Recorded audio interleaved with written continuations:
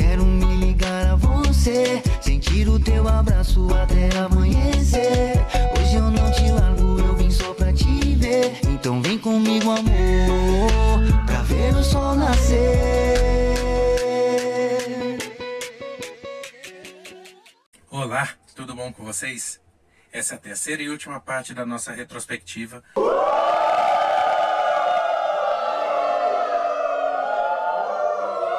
Um vídeo extra para mostrar como foi o Mãos Dadas. A ideia era lançar conteúdo exclusivo para o Instagram, porém, nós achamos muito melhor fazer para o YouTube e para o Spotify. Vamos ver como é que está essa retrospectiva.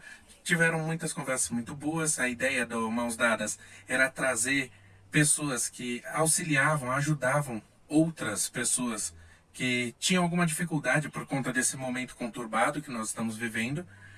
Mas conseguimos trazer muito além disso também pessoas que discutem esse nosso momento. Foi um programa mais sério, mais focado nesse tipo de abordagem, mas não menos divertido por conta disso. Você é um guerreiro. Antes, temos que falar das lojas Del Samba. Dessa vez eu sei que tá aqui, até porque quase não dá para reparar que eu tô com a mesma roupa do vídeo anterior, né? Vamos falar da loja Del Samba, QR Code aqui, nesse canto. Esse talvez seja o último vídeo com 10% de desconto. A partir dos próximos, aí já será com um valor normal. Então, corram lá, aproveitem. Essa semaninha eu consegui fazer com que o Marcão segurasse mais um pouco os valores. E ele prometeu que vai segurar pelo menos até a próxima semana, certo? Hoje, quarta-feira, vídeo extra. Entra lá. Eu tô aqui com uma camiseta que é linha antiga da Del Samba, que só dá pra ver o olho do Jimi Hendrix. Então entrem, utilizem o seu desconto pelo QR Code e bora pro vídeo. Rogério Prada. Ele também faz um projeto social, ele tem que é Casa Transitória, né? Não é isso? O nome, como chama? Apoio ao paciente com câncer Vera Lúcia Felizardo, é um nome gigante, né? Mas não consegui guardar. Por pessoas de fora, pelas próprias mães e as crianças que são atendidas pela casa. Quando a gente fundou a Casa Transitória, foi passando o tempo e a Lígia, que é uma das diretoras, fez o WhatsApp. E a gente via no WhatsApp as mães conversando, né, as internas, e elas colocaram o nome como Setup. A gente não entendia direito no início. Eu falei para a Lígia, que é isso? Será que é um código, né, para falar alguma coisa? Aí a gente foi conversar com elas e elas passaram para a gente. Então, as próprias mães que criaram esse nome Setup, que é carinhosa de falar Casa Transitória de Apoio ao Paciente. É muito bacana. Que bacana. Maiara Faria. Você tinha quantos patrocinadores antes de você se colocar, né? Como quatro. Tinha E 4. os 4 saíram fora. Sim. E o que eles alegaram? Me fala, eu queria saber o que eles disseram. Então, é porque assim, é o meio que se Eles não conhece, dizem nada, na verdade, né? Eles só fazem tipo, E é o meio que se conhece. Mas assim, sendo bem rasa no que aconteceu, o que incomodou a eles foi o fato de eu ter posto uma foto e um bumerangue. Porque o que aconteceu? Primeiro eu fiz um bumerangue dando um selinho, né? E depois eu pus uma foto ao lado da minha esposa. E isso causou uma certa estranheza neles. E aí eu comecei. O primeiro foi quando falou comigo, olha, isso não é bom porque o nosso tipo de público é um público familiar. Nós não estamos preparados para esse tipo de coisa. Além do mais que o público gay não é um público que acaba comprando os nossos produtos. A gente não quer se vincular a isso. E eu fiquei em choque, porque eu não estava preparada para esse tipo de coisa. Acho que ninguém tem que estar preparado para nada. Muito ao contrário. Não, né? E eu pensei, meu Deus, o que eu vou fazer agora? Mas eu também, assim, de contrapartida, eu já deixei logo claro, olha, se você, infelizmente, não está preparado, seu público não está preparado, eu prefiro que você fique com alguém e que você se sinta mais confortável, porque não adianta nada. Eu tô aqui para te representar, né? Representar a sua marca, o seu produto, e você, infelizmente, me falar isso. Magda Pucci. Então, grupo com refugiados, eu fiz em 2005, foi um convite do Sesc, no Sesc Carmo, quando estava começando essa onda de refugiados no Brasil, né? Agora tem muitos aqui. O Sesc tinha um projeto, ainda tem, né, de apoio, né, de acolhida de refugiados.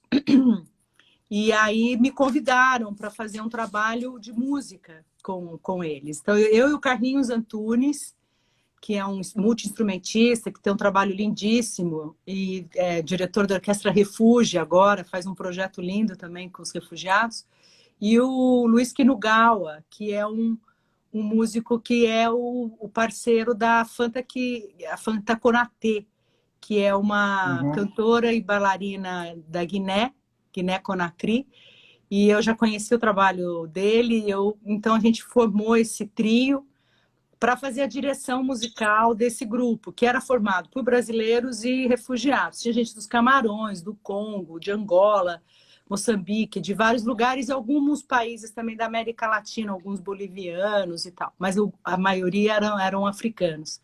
E foi uma experiência muito boa, porque a gente fazia um trabalho ali de trazer as memórias daquelas pessoas, né? Normalmente o refugiado chega com muitos traumas, muito mal, psicologicamente falando, né? É muito difícil você chegar num país, assim, às vezes, com uma mão na frente, outra atrás, assim, né? Sem dinheiro, sem situação, às vezes até gente formada em universidade, mas chega aqui é nada, né? É uma figura que não tem lugar, né? Até passar todo o processo de refúgio é super demorado. Então, esse tempo que acontece vira um limbo na vida das pessoas, né? Até a chegada dele, até ele conseguir a nacionalidade ou conseguir o estado de refúgio oficialmente, ele fica meio ali sem saber o que ele é, se ele vai poder ficar no país, se ele vai conseguir trabalho, né? Muito inseguro. Então, esse grupo ele tinha um pouco esse papel de, através da música, né? A música era meio uma ferramenta para trazer essas memórias e todo mundo cantar junto, compartilhar, ia puxando, né, os fios da memória. E a gente fazia apresentações que eram sempre catárticas, assim, era uma coisa muito legal. Valdo Rezende e Fernando Brengel. Na verdade, assim, o Brengel fez uma live com um rapaz lá sobre vinhos e sobre carnes. Aí eu falei assim, que legal, não sei o quê. Aí ele falou assim, vamos fazer uma live também. Aí eu queria que ele fizesse uma live, eu falei, vamos fazer uma coisa mais profissa, né? Aí ele falou assim, mas não quero agora, então vamos fazer não sei o que lá, vamos. E aí vamos fazer um trem das lives, né? Aí primeiro a gente decidiu que a gente faria uma live para escritores, né? Para falar sobre livros, essa história, sobre cultura em geral. E aí nós, primeiro foi aquela busca de nome, aquela coisa, aí chegamos no trem, né? Aliás, nós vamos ter o Fernando nem está sabendo disso, nós vamos ter porque eu recebi agora há pouco, no próximo domingo, vai ser uma numeróloga e astróloga, a Marta Marim vai conversar com a gente. E ela já fez já fez a numerologia do trem das lives, ela me mandou hoje. Nossa, bacana! Eu quero também, quero dar Deus samba, louca. Domingo estaremos lá. Então, assim, a gente, na verdade, é uma iniciativa nossa, do Brengel e minha. Aí a gente está trabalhando junto, né? O ideal, no princípio, era uma coisa assim, vamos dizer, vamos fazer, ver que dá na louca, sem grandes planejamentos, né? Mas dar voz a quem não tem, né? Então, assim, nós já convidamos algumas pessoas que seria difícil elas terem qualquer outra oportunidade. E também tem um lance muito diferente, que é o que nos diferencia dos demais, né, de uma live, de um programa de TV, por exemplo, onde o entrevistado é cortado, a entrevista é truncada, aquela coisa. Não, a gente chama as pessoas, por exemplo, né, um escritor para falar sobre o livro dele, e ele vai ter o tempo aí de 1 hora, que é o tempo que a Instagram nos permite. Adrião Filho. Lisboa surge como uma possibilidade por ser uma encruzilhada lusófona, né? Então já uma provocação para brincar e brincar no sentido africano, né? Que demanda muita seriedade e falar se lá é encruzilhada lusófona, lá Exu também é Senhor, porque o Exu é Senhor de todas as encruzilhadas. Então vamos para lá. E toda a confusão é sadia, desde que traga reflexão. A confusão, ela não necessariamente ela deve gerar o trágico, né? Gerar morte. Então Exu ensina isso. Exu fala assim, se eu provoco a confusão e vocês se matam, o mal estava já ali plantado. Né? Agora, se a sabedoria estava semeada, a confusão só faz com que os conhecimentos, né, reverberem e saiam. E aí surge Lisboa como já um universo de provocação, tudo mais, e começa o processo, tentar, e tem um custo sim, né, altíssimo. Por mais que seja universidade pública, eles chamam de valor de inscrição. Na França, quando eu também fui aprovado num doutorado na França, só que aí teve esse cenário trágico, né, que assolou o Brasil. Teve que voltar. Tive que voltar. Não é que eu tive que votar, escolhi votar. Porque eu falei, não, estou muito no discurso, não é possível que o brasileiro, vai eleger Bolsonaro, boto no pingos aos is. Entendeu? E aí eu falei, não, eu que estudo, eu que estou buscando, filho de preto, entendeu? Família preta, aí uma possibilidade, sempre com o discurso ali afiado. Vamos sair um pouco, né, vamos dizer, do falar e vamos para a ação.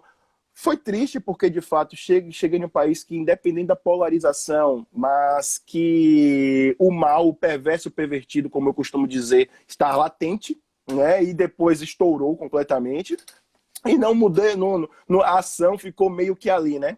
Fica meio que dando murro em ponto de faca, como a gente diz. Léo Paulino. Aí eu começo a sofrer tensofobia desde os 5. Eu falo assim, mas como assim será tensofobia, né? Então a gente já vai começar a explicar alguns conceitos e fica mais fácil. A gente sempre fala, quer dizer, a sociedade aprende a dizer que a criança sofre homofobia. Mas a criança não sofre homofobia, porque a homofobia está relacionada à atração romântica, afetiva e sexual que a pessoa tem pela outra. E uma criança não se sente atraída românticas, afetivamente, tal, sexualmente por outra. Então, o que uma criança sofre desde que ela se mostre LGBT na infância, ela sofre transfobia, porque o gênero aparente dela diverge do gênero que ela é e que é esperado socialmente. Então, desde os 5 anos, eu começo a sofrer transfobia. Então, essa transfobia se materializa em violência física dos 5 aos 40. Quando chegou nos 16, 17, toda essa violência que já vinha desde os 5, a gente começa a perceber, eu começo a perceber outro tipo de violência transfóbica, que foi com relação aos locais de emprego, né? Porque com 16 anos, a maioria dos jovens buscam colocação no mercado de trabalho. E é a partir desse momento é que eu percebo que a sociedade não me quer em lugar nenhum. Então, com 16, tendo uma ótima formação escolar, tendo uma ótima formação escolar, passando nas provas escritas das empresas, passando nas provas psicotécnicas, tal, essas coisas, eu não fui contratado por nenhuma empresa até hoje. Nenhuma empresa me contratou por quem eu sou, pela qualificação que eu tenho. Ellen Amaral. Eu sou pesquisadora, né? Na área de letras, eu me formei em linguística, pesquiso literatura, estou terminando meu mestrado. Atuo também, ajudo na pastoral da criança e num campo da ação também, na questão da linguagem para a primeira infância. Então, sempre eu já considero a ação quando eu estou com professoras de creche da periferia, tentando avançar um pouquinho com as questões de linguagem, né? E então, a temática da minha ação vem muito da infância, vem das crianças e na periferia. Então, eu atuo aqui perto de uma comunidade chamada 1010, que é bem perto dos fundos da USP aqui. Quem é do Butantã certamente conhece. Né? O Butantã é um bairro bem bacana, com vários bolsões de pobreza, né? Então, eu estava lá já atuando na pastoral da criança e na área de pesquisa também, na área de letras, né? Então, e aí o que aconteceu? Chegou a pandemia, então a atuação mudou radicalmente. Eu acho que eu cheguei a conversar com você que a nossa atuação era mais pontual. Tinha uma cotidianeidade, assim, a gente encontrava as famílias, fazia o acompanhamento presencial, né, as visitas, as avaliações, então a gente tinha uma rotina de atividade que era muito diferente do que acontece agora durante a pandemia. Então, o que aconteceu? A gente entrou com ações de solidariedade, cesta básica, arrecadações, para ajudar essas famílias que estão, né, em situação de risco a superar um pouco essa crise. Marco Jonas e Mestre Curió. O apelido ele vem da capoeira, né? É uma tradição da capoeira. Então, nos primórdios daí, era costume, né? Até por causa de uma identificação, de não identificar quem era os capoeiristas, no período da marginalização da capoeira, os capoeiristas eles tinham o costume de pôr apelido, né? Então, por exemplo, se chegar na minha casa e perguntar quem que é José Arnaldo, a não ser que seja o Correio, não me acha, né? Então, isso era o costume. Vou procurar o cara ali, vamos procurar o Curió, todo mundo acharia, mas nem todo mundo que não é da capoeira saberia meu nome, entendeu? Entendi. Que e aí bacana. tem esse costume. Bacana, eu vi a sua entrevista com o mestre Genésio. Nossa, fantástico.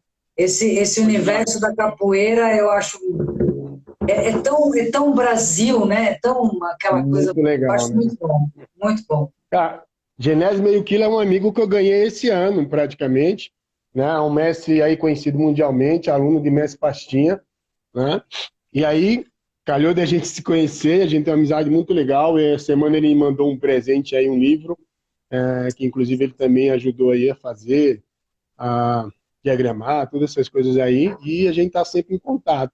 Então, da entrevista dele com os outros também, né, que são amigos pessoais meus, tem Mestre Alcides, que é amigo pessoal da família, né, não só meu, mas da minha sogra, da minha esposa, da mariposa, né, Mestre Cláudio de Maceió, e a gente fez entrevista com outros aí, dá para rolar aí. Não, você manda muito bem, que eu estava falando pro Marcão, falei que aqui no Deus Samba na Cast, no Quarentenados, é você, é o Dinho, o Jimmy, todo mundo ali entrevistando cultura, tá uma coisa... eu acho que o Jimmy é que põe a gente nessas furadas tudo aí, né, Marta? O Jimmy que vai inventando moda. O Jimmy é terrível. A entrevista que você fez com a tribo indígena Cariri Chocó. Os caras são parentes, né? São amigos nossos de tempo. Já fizemos eventos juntos, já levamos os povos indígenas, não só os Cariri Chocó, mas Puniô, os Tupinambá também. Então, é muito legal essa parceria, né? Essa valorização dos povos originários aí. Jefferson Braga. A gente costuma dizer que a gente segue a Umbanda preta, a Umbanda africana, né? A Umbanda que cultua tudo aquilo que a ancestralidade traz. E, principalmente, a gente combate todas as caixinhas que a sociedade colonial tenta colocar tudo aquilo que é de África, né? Isso pode, isso não pode, isso é bom, isso é ruim, isso é Umbanda, isso é Candomblé, isso é um Molocô, isso é tambor de mina. Então, assim, a gente expande, a Umbanda é em expansão. Ela não cabe dentro de uma caixa, ela não cabe dentro de regras, de paradigmas que foram criados por colonizadores, por pessoas brancas, né, por pessoas eurocêntricas, cristãs, né, católicas, enfim. Então, a gente promove tudo aquilo que não nos aprisiona. Marina Dornelas. Às vezes quem olha de longe acha que é emaranhado de jovens, assim, de internet, todo mundo doido, fazendo o que pode, mas não é assim. A ONG é super bem estruturada. Hoje a gente conta com uma equipe de direção, aí tem uma equipe de coordenação de projetos, a gente tem 17 projetos, mais ou menos, em vigor. Então tem a direção, a equipe dos projetos, cada coordenador coordena um projeto e pasta. Por exemplo, eu tenho a pasta do acolhimento familiar. A gente acolhe hoje 350 famílias por mês, com cesta básica, tem a campanha do absorvente, que eu vou te explicar mais pra frente. Então, com absorvente, com produtos de higiene, essas 350 famílias. Então, tem a Gabi, ela é diretora dessa pasta, e com as coordenadoras dela, toca essa pasta. Então, todo voluntário que vai entrando, ele vai sendo direcionado para um trabalho, para uma pasta. A Gabi, ela recolhe, ela pega, acomoda a família, oferece as cestas nos primeiros meses, pega o currículo de algum do pessoal que pode trabalhar e direciona para a pasta da Maine, que é a pasta de empregabilidade. A Maine, ela fecha parcerias na região com empresas. Hoje a gente tem 7 empresas, onde todas as vagas dessas 7 empresas é da ONG Ser Amor, para as nossas famílias. Então a gente pega o currículo daquela família que a Gabi acolheu, passa para a Maine coloca numa vaga. Quem que ela conseguir o emprego, a gente acompanha ainda mais um mês até a pessoa se estabelecer, tira aquela família, deixa ali de stand-by e pega uma nova família. E aquela família está empregada. Pode contar com a gente no futuro. Mas a gente, na verdade, a gente quer acolher, quer dar aquela força momentânea, mas a gente quer que a pessoa vá trabalhar. Kel Figueiredo. Quando eu fiquei grávida e tive o meu filho, o Theo, eu estava assim, muito envolvida com a maternidade, estava muito apegada a ele. E principalmente ao aleitamento materno, assim. Já sabia que eu ia passar um tempo sem trabalhar à noite, pelo menos cantando à noite, não ia ser uma realidade. Aí o que eu fiz? Eu conversei com meu marido, Manuel, ele já trabalhava com blocos de carnaval, e aí eu falei, eu quero um bloco infantil, mas eu quero um bloco infantil com pegada. Quero banda, guitarra, baixo, e transformar as músicas... Toda farra, né? Com toda a farra. Todo direito para as crianças. E aí a gente começou com o bloquinho, e foi muito legal, Marta, porque assim, posso te falar? As pessoas estavam que tinham o apelo, né, de ser mãe, de estar amamentando, as pessoas estavam tão sedentas por carnaval que eu fiz um post no Facebook e tá bom, vai, confesso, patrocinei com R$100. Eu achei que ia dar 500 pessoas, deu 1.500, eu não acreditava, eu tava um ano e meio pra cantar profissionalmente. Na hora minha garganta fechou, assim, a hora que eu olhei aqui, eu falei, meu Deus, eu não vou conseguir, mas aí fui com o Theo do meu lado, ele me deu a mãozinha até a metade do caminho lá, depois ele ficou com a minha mãe, ele era muito pequenininho. Sim. Né? Ele foi até onde ele foi, né? Até onde ele podia ir, até onde ele aguentou. E aí foi muito gostoso. E daí o bloquinho ele virou assim também um braço nosso mesmo, porque do bloquinho saiu o Arraiá de Gente Miúda. Lógico, é um projeto sazonal, a gente não consegue trabalhar o ano inteiro, mas tem Arraiá, tem contação de história. No mês de outubro a gente consegue fazer uns carnavais fora de época. No final do mês das crianças, né? No final do ano sempre tem alguma coisinha. Então o bloco ele começou a aparecer além do carnaval, né? Maíra Vieira. Eu comecei com o veganismo junto com o ativismo por causa do yoga, um curso de formação que eu fiz. um curso de 2 anos. E a filosofia do yoga trabalha muito a não violência, né? E assim, Sim. como professora de yoga, eu ficava pensando, né? Poxa, a palavra da não violência é só da boca para fora. E a atitude, né? Sim. E o dia a dia, como que fica, né? Minhas atitudes, porque senão fica um discurso vazio. E eu ouvia dos meus professores, né, veganos já, e fui em palestras, era uma coisa que eu buscava justamente mesmo o perfil de vocês. Eu já amava os animais, então, peraí, tem alguma coisa aqui que não está encaixando, né? Então, eu fui atrás, né, de ouvir o que está acontecendo, por que estão falando sobre isso, né? Será que é moda, se não é? Então, peraí, vamos, deixa eu me informar, deixa eu saber da verdade, porque depois que eu soube, eu me senti enganada a vida inteira, sabe aquela coisa, assim, que a indústria não quer que você saia, né? Então, vamos lá. Eu comecei a ouvir dos meus professores de yoga, né, de uma forma até tranquila, mas, assim, querendo abrir os olhos mesmo das pessoas. E aquilo foi fazendo sentido dentro de mim, sabe? Eu fui refletindo, eu não ouvi uma palestra e, virou a chave do dia para a noite. Para mim, não foi assim. Mayra Ranzeiro.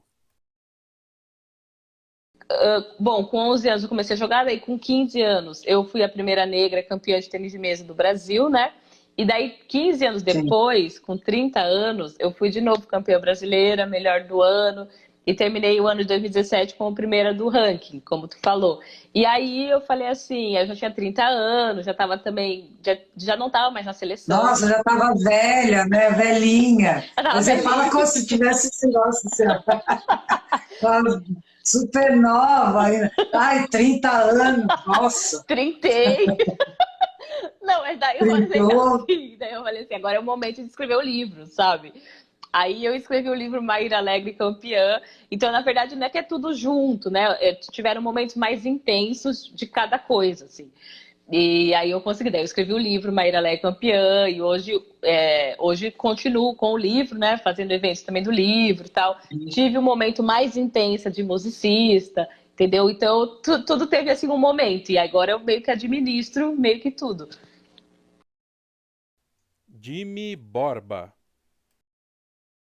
E também trazer informação para as pessoas, porque às vezes elas nem sabem que naquele bairro existe uma ONG que faz aquele tipo de trabalho, então, sei lá, de repente a pessoa vê e fala, puxa, sei lá, vai lá, ou se candidata para ser voluntário, ou se não, também pode ser, ter algum tipo de ajuda, né, sei lá, dependendo da ONG. Sim, tem uma que eu conheci lá na cidade de Tiradentes, que eu achei sensacional, que o cara ele tinha uma casinha, assim, um terreninho minúsculo. Aí ele resolveu pegar metade da casa onde ele mora, então um lugar super pequeno onde ele dorme e cozinha, tem banheiro, tem ali uma arinha de serviço, e a outra metade ele resolveu fazer uma horta para os moradores de rua ali da cidade de Tiradentes poderem plantar e comer e pegar o seu próprio alimento. Achei interessantíssimo. O cara fez isso num espaço minúsculo e uns 8 quarteirões depois tinha uma comunidade, né, ali também da cidade de Tiradentes, onde eles faziam uma espécie de mutirão para poder dividir tudo que eles tinham, para poder equilibrar ali, porque alguns tinham um pouco a mais, outros por conta do desemprego, da falta de renda ali, tinham um pouco a menos, então eles se juntavam para poder igualar, então tudo que um recebia era para todos, e assim, 10 quarteirões um do outro e um não sabia do outro. Então essas coisas assim, a gente precisava da voz. Infelizmente ainda não consegui voltar lá, tô a fim de voltar em breve. João Santiago. E tudo eu comecei através de um projeto social da minha escola, né, que era de flauta. E sempre pensei assim, nossa, eu vou fazer um projeto social, né, eu vou construir um projeto social. E eu era da igreja, né? E por conta da minha orientação sexual, eu fui impedido de fazer alguns trabalhos dentro da igreja, né? E eu sempre pensei assim, nossa, o meu trabalho para ajuda de uma sociedade, ela não vai me limitar dentro de uma igreja, né? Fora eu também vou poder fazer isso. E foi quando eu comecei a me envolver politicamente, né? E é engraçado que parece que todas as coisas cooperaram para o bem, porque essa minha amiga, que inclusive prestou o celular, porque o meu tá dando falha, eu estava com um projeto social, né, que se chama Iaquecã, né, que é o Canto das Flautas, é um termo daqui da terrinha, e o nome é Curumim Cunhantã, né, Arte, Música e Cidadania.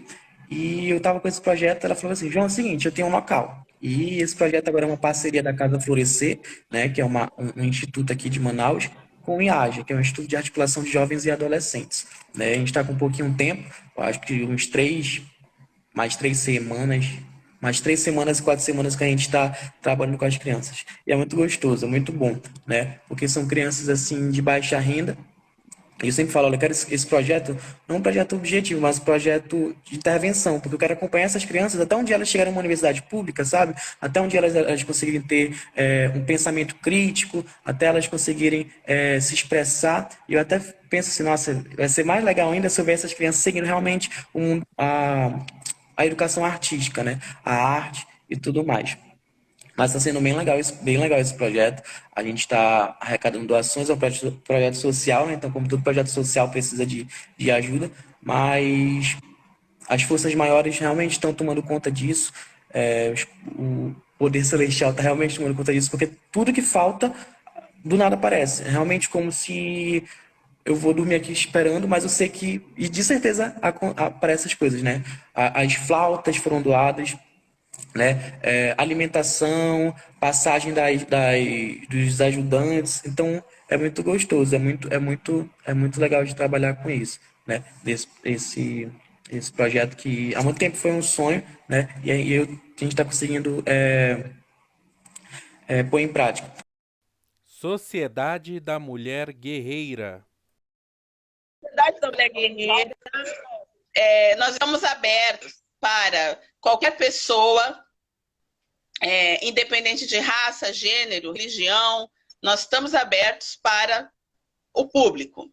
Mas, dentro dos nossos projetos, nós precisamos ter um recorte, o perfil das pessoas que realmente participam do projeto, né?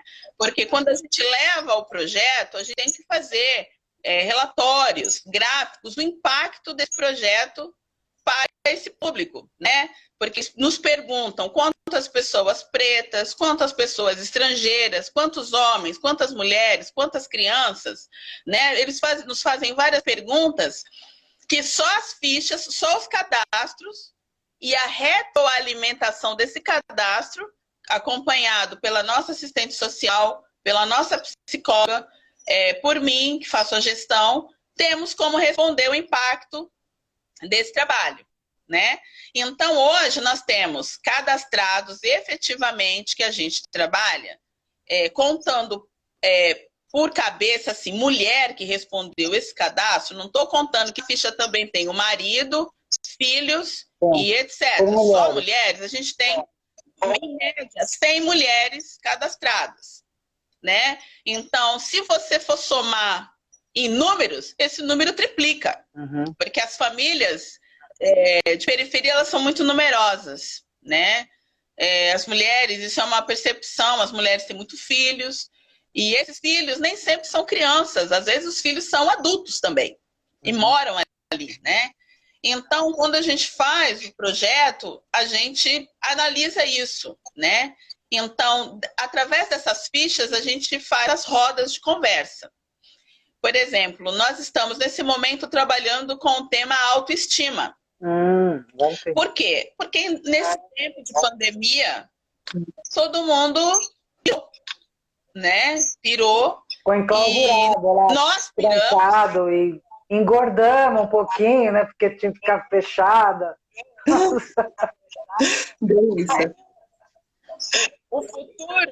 O futuro parece que não se tem perspectiva de futuro, a fome veio, o desemprego, o que nós estamos vendo, né?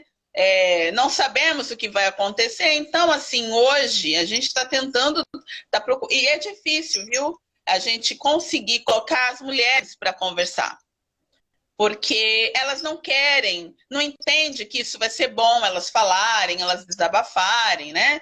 E isso é ruim, e a gente tendo essa percepção, uma das ações que nós tivemos é que pensamos, assim, nós vamos fazer um cinema em casa, trazer um pouco de cultura, entretenimento, colocando aí uma pipoca, um guaraná, né, para trazer essas pessoas, para ver se estimula melhor essas pessoas a virem conversar, e propositadamente o tema, o filme, não é um filme triste, é um filme que tem alguma mensagem, para a gente poder depois conseguir conversar com elas.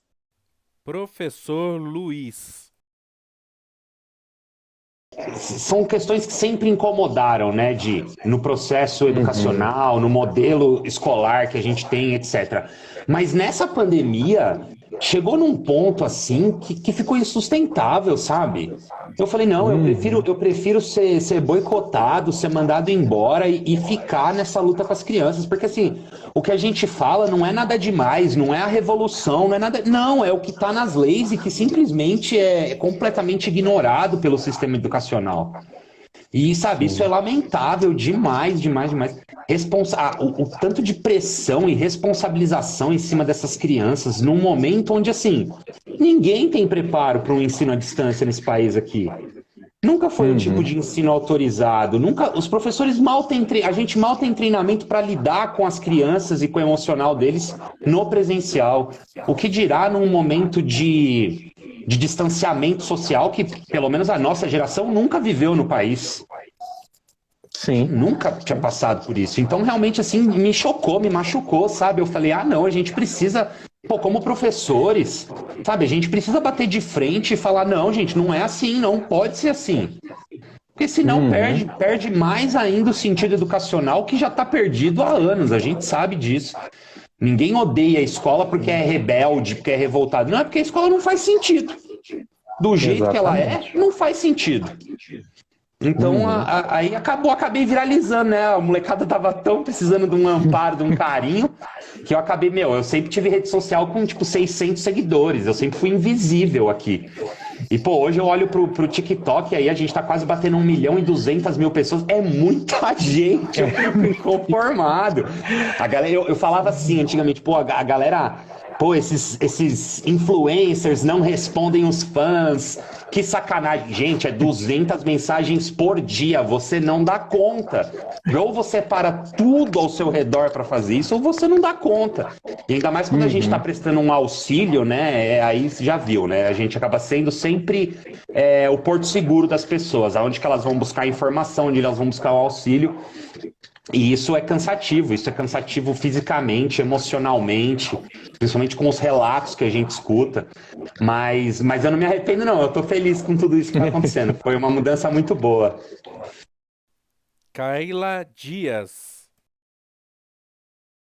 Quando foi em junho de 2018, na Copa, eu vim para os Estados Unidos de férias. Eu vim passar férias na casa de uma amiga que mora na Flórida. Ela mora em Orlando. Ai, meu Deus, que bonitinho! E aí eu me apaixonei, assim, pelo país. Eu falei, nossa, gente, é muito incrível. Realmente é tudo o que falam e tudo mais. Depois que a gente vem morar, a gente consegue ver que não é só flores, né? Mas eu já tinha essa ideia, porque qualquer lugar do mundo que você for de férias é diferente de quando você vai para morar, né? Independente se você está numa cidade dentro do país, tá mudando de país. Mas eu gostei muito, e aí eu voltei pro Brasil, falei pro Gustavo, né, pro meu namorado, eu falei, olha, já que você quer sair do país, então vamos para um país que fale inglês, porque eu falava inglês já, mas muito pouco, muito pouco, assim, era bem indiazinha no inglês, né, falava me não quer. Então, eu falei, se a gente for sair do Brasil, eu preciso que a gente vá para um lugar que fale inglês, porque pelo menos eu vou aprender e tal. E aí a gente começou a estudar as possibilidades daqui e eu vi que daria pra gente vir com visto de estudante, então nós dois estamos com visto de estudante, né? Ele ainda faz curso de inglês e agora eu tô fazendo o MBA, que é uma pós-graduação aqui em business com foco em marketing, porque apesar de se formar em jornalismo, eu já trabalhei na área, mas minhas últimas 3 experiências foram todas na área de publicidade, na área de... Como que é o nome, gente? De ads, como ads? Anúncios, né? Tudo na área de... Sim. Enfim. E aí eu peguei e falei, vou fazer business com marketing. Aí tava no marketing digital antes, né? Então resolvi fazer. E aí agora estamos aqui estudando e ralando pra sobreviver. Daniele Aragão. Eu sempre falo assim, que alguém me perguntava assim, o que é que eu faço questão de dar minhas personagens. E aí eu sempre faço questão de dar uma coisa que eu não escuto muitas pessoas falarem sobre isso, mas para mim o ponto central da liberdade da pessoa LGBT é a independência financeira. Eu acho que é mais importante do que tudo. É verdade. Até mais do que a aceitação familiar. Ou eu acho que a independência financeira ela vai te trazer dignidade e respeito para tudo aquilo que a tua família ou o teu cenário não é capaz de te dar, né? Você pode arrebatar, não é nem conquistar, é arrebatar isso se você tiver sua independência financeira. Então, se eu tiver um conselho para dar para um LGBT jovem, eu que já tenho 44 anos e tive meus processos, né, da juventude e tal, o que foi decisivo, talvez, para eu ter o conforto na minha pele hoje foi ter ido atrás de independência financeira primeiro e aceitação depois. Alexandre Tadeu Veron. Ai, cara, é que assim, eu piso na USP uma vez por ano, na Feira dos Livros, ainda com dinheiro contado, porque nós é pobre, né, mano? Então, assim, o que chega a mim é o que me falam, que comentam, tá ligado? Mas eu sei que lá tem todo um universo político que você pensa, é aqui que vai brotar a revolução, mas não é, mano, porque o debate chega e para no muro dali, tá ligado? Então, assim, é uma questão interessante ser analisada, trabalhada, velho. Como é que faz para as ideias que ali são construídas saiam do muro? E tem uma outra questão também, mano, que eu tava até partilhando com... Eu não lembro nem com quem tava partilhando, se foi com você ou com outra pessoa. Ah, foi com a menina que eu conheci. A Tinder, tá ligado? O Tinder que apresenta gente pra caralho, velho. E nunca dá certo, velho. Mas, assim, a galera... Não, porque o bagulho torna uma ferramenta de militância. Você vai... Eu não sei se eu sou um chato, né? Eu me assumo, eu sou chato pra trocar ideia. Eu sou chato porque tudo acaba envolvendo política. E eu sei que tem gente que não manja, que não se interessa, que não tem saco, que tá saturado. Eu entendo, cara. Então, por isso eu procuro perfilar, né, pessoas que eu tenha identificação política. E aí, Bruno, dá um salve aí, mano. Vi que o Léo também tá aí. Pô, da hora que vocês estão aí fortalecendo, viu, mano? Obrigado, hein? A questão as lideranças. A gente tava falando de liderança. Tipo assim, que, a USP, por exemplo, a USP é um núcleo de intelectualidade. Sim. E por essa questão, acaba sendo até um recorte social que, sim, não vamos negar que na maioria dos cursos de humanas a maioria é pobre, que nem nós. Mas não vamos negar também que é uma parcela de galera que tem uma condição financeira, uma condição social que ascende a nós. E, geralmente, as pessoas que acabam exercendo esses papéis de liderança, são pessoas que vêm desse recorte social. Só que aí vem uma outra questão interessante. Porque é o seguinte, estava falando, o movimento negro. quem vai ser a liderança? Vai ser um branco? Não. Não. Movimento feminista, a liderança vai ser quem? Vai ser um homem? Não. Não. A mina. Movimento LGBTQI, a liderança vai ser um hétero? Não. Agora, por um movimento social de base, um movimento social político que vai lutar pelos periféricos, pelos pobres, pelos desfavorecidos. Porque a liderança tem que ser alguém que não pertence a esse núcleo. Será que nós, que é de quebrada, de periferia, não temos a capacidade de elevarmos as nossas lideranças para essas lutas, cara? Para ocuparem o espaço de poder? Ó, o Lamarca quer falar com você, ó. Lamarca. Da hora. O nome do gato é Lamarca. Sensacional. Ana Carolina. Assim, uma sexóloga não necessariamente é uma psicóloga, né? Muitas pessoas da área da saúde podem ser sexólogas. Então, médico pode ser sexólogo, fisioterapeuta pode ser sexólogo, psicólogo, enfim, até eu conheço uma advogada que fez pós comigo, por exemplo, que ela é sexóloga. Eu acho que tudo depende para que área que você vai, né?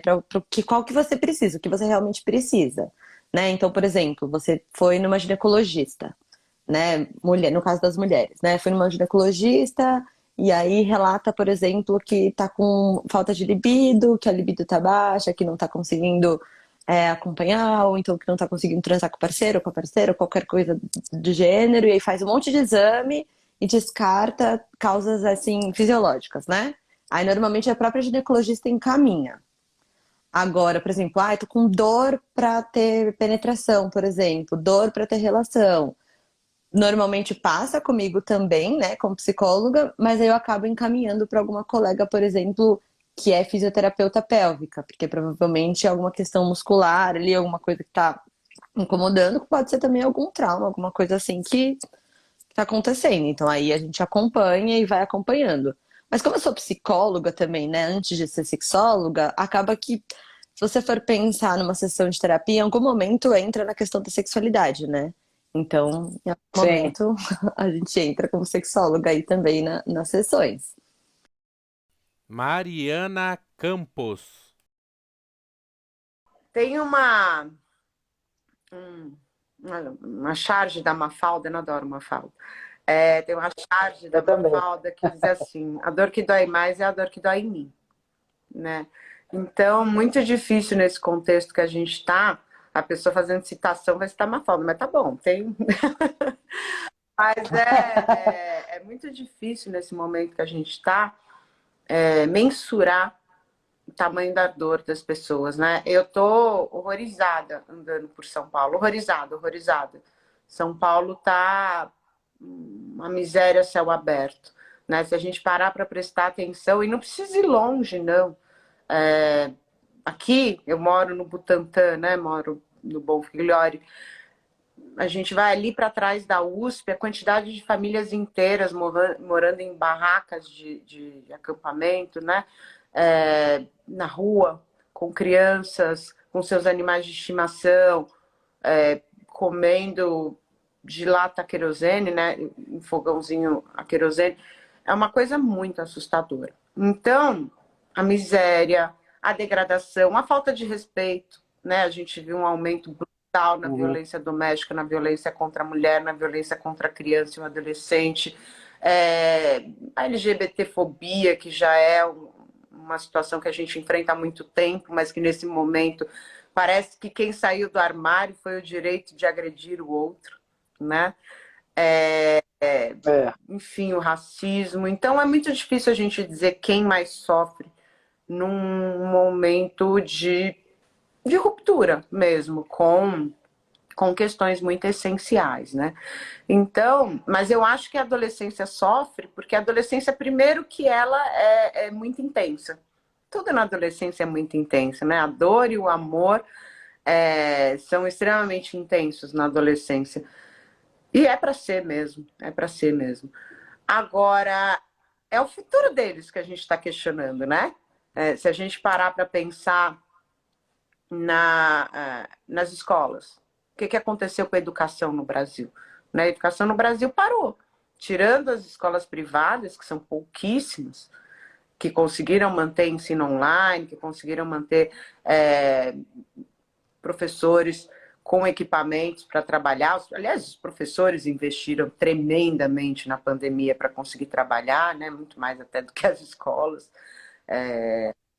Mas os alunos de escolas privadas ainda conseguiram manter a sua identidade de estudante, manter seu vínculo com a educação. Os alunos de escola pública não conseguiram, né? E o que é uma criança, um adolescente sem escola? Não existe infância sem escola. Se você pensar nas universidades públicas, né, o trabalho incrível que foi feito nas últimas décadas no Brasil de fomento dos institutos federais, das escolas técnicas federais, das universidades federais, das universidades estaduais, de repente, nos últimos anos, isso vem sendo sucateado cada vez mais. E o acesso, né, a desmoralização do Enem, que era um processo que estava ganhando, que você, poxa, numa única prova você podia prestar federal no Brasil inteiro, era uma oportunidade incrível. A ciência e tecnologia, o que a gente está fazendo com a ciência e tecnologia, o que a gente fez com a saúde. Então, a gente não mostra perspectiva, né? Você vira para um jovem e fala, cara, vamos estudar, vamos trabalhar, vamos pensar na vida, vamos sonhar. E aí ele abre a janela, né? Como já diria Caeiro, a realidade nunca é o que você imagina que ela fosse se você não abrisse a janela. Mas quando a gente abre a janela hoje, o que tem para eles, né? O que a gente está oferecendo? Júlia. De qualquer forma, a mesma pauta da pobreza menstrual, né, ela cresceu muito se devendo à atenção popular, assim, a quem já estava lutando pela causa, né, então também é uma vitória nossa, assim, sabe, de ter realmente essas leis lá, enfim, né, de ter realmente esse barulho, né, porque ele realmente, assim, muitos projetos lutam há bastante tempo, né, por esse espaço, por essa visibilidade. Porque mesmo falar sobre pobreza menstrual, né, tem a questão das escolas, mas também tem uma população que sofre muito e é muito apagada, que é a população em situação de rua, né, então muitos projetos, por exemplo, o Tô de Chico começa, né, com a população em situação de rua, que é uma população completamente invisibilizada, assim, as políticas públicas não olham para essa população, olham um pouco, né, e mesmo projetos que já tiveram no passado, mesmo aqui na cidade de São Paulo teve um projeto lindíssimo, que chamava de Braços Abertos, que é do... Ai, meu Deus, esqueci o nome dele. O pai do Supla, esqueci o nome dele.